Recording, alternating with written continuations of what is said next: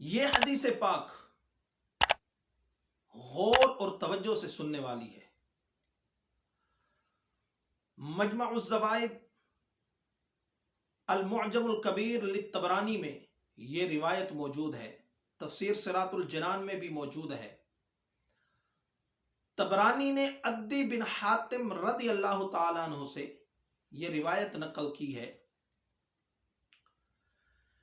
کہ اللہ کے محبوب حضرت محمد صلی اللہ تعالی علیہ وآلہ وسلم نے ارشاد فرمایا، بروز محشر اللہ تعالی کی طرف سے کچھ لوگوں کو جنت میں جانے کا حکم ہوگا۔ وہ جنت کی طرف روانہ ہو جائیں گے۔ جب جنت کے قریب پہنچیں گے، جنت کی خوشبو سونگھیں گے، جنت کے محلات، جنت کے باغات جو اللہ رب العزت نے اپنے نیک بندوں کے لیے تیار کر رکھے ہیں، انہیں دیکھ لیں گے تو اللہ کی طرف سے حکم ہوگا، انہیں واپس بھیجو، جنت میں ان کا کوئی حصہ نہیں ہے۔ اللہ اکبر، اللہ اکبر۔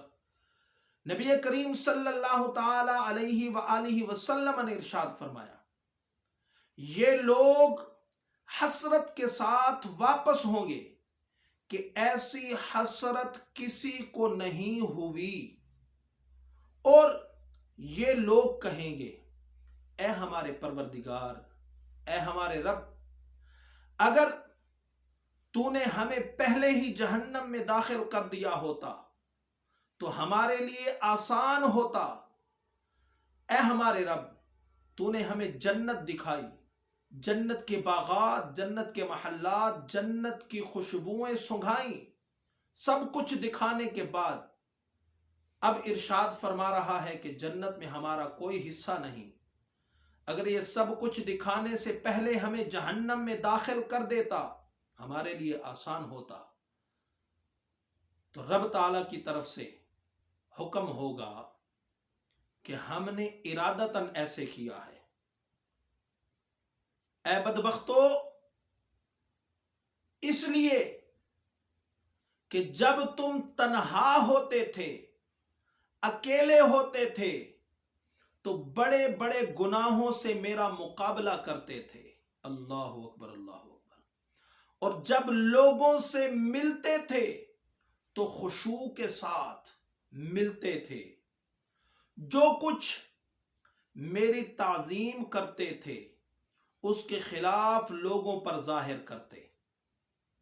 لوگوں سے تم ڈرتے اور مجھ سے نہیں ڈرتے، لوگوں کی عزت کرتے، میری عزت نہیں کرتے تھے، لوگوں کے لیے گناہ چھوڑ دیتے تھے، میرے لیے تم گناہ نہیں چھوڑتے تھے۔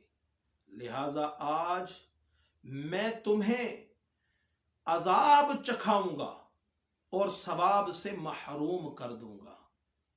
میرے پاک نبی کے غلاموں، اس حدیث پاک پر غور کیا جائے کہ وہ لوگ جنہیں جنت سے محروم کر دیا جائے گا، جنت کی نعمتوں سے محروم کر دیا جائے گا۔ کیوں؟ کہ جب تنہائی میں ہوتے تو بڑے بڑے گناہ کر کے اللہ تعالیٰ فرمائے گا، میری تم مخالفت کرتے، میرا مقابلہ کرتے، بڑے بڑے گناہ کر کے، اور لوگوں کے سامنے تم بڑے پرہیزگار بنتے، بڑے نیکوکار بنتے، بڑے اچھے حاجی، نمازی، قاری، پرہیزگار بن کے لوگوں کے سامنے پیش ہوتے۔ اللہ اکبر۔ پھر رب فرماتا ہے کہ لوگوں سے تم ڈرتے تھے، مجھ سے نہیں ڈرتے تھے۔ آج اگر دیکھا جائے تو ہم لوگوں کی وجہ سے گناہ چھوڑ دیتے ہیں کہ کوئی دیکھ نہ لے، لیکن کیا ہم اللہ کے لیے بھی گناہ چھوڑتے ہیں؟ آج اگر دیکھا جائے تو وہ ساری چیزیں ہم میں موجود ہیں۔ اللہ رب العزت ہمیں معاف فرمائے، اللہ تعالی ہمیں نیکی والی راہ پر چلنے کی توفیق عطا فرمائے۔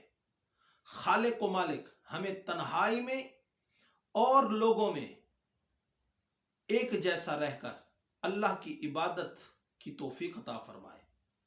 اللہ تعالی ہمیں اپنا حقیقی ڈر نصیب فرمائے کہ جب ہم تنہا ہوں تو اللہ کا ڈر ہمارے دل میں ہو، اور جب لوگوں میں ہو پھر بھی اللہ کا ڈر ہمارے دل میں موجود ہو، اور اللہ تعالی ہمیں ایسا عمل نصیب فرمائے کہ ہم اللہ رب العزت کے جو احکامات ہیں ان پر پورے عمل کرنے والے بن جائیں۔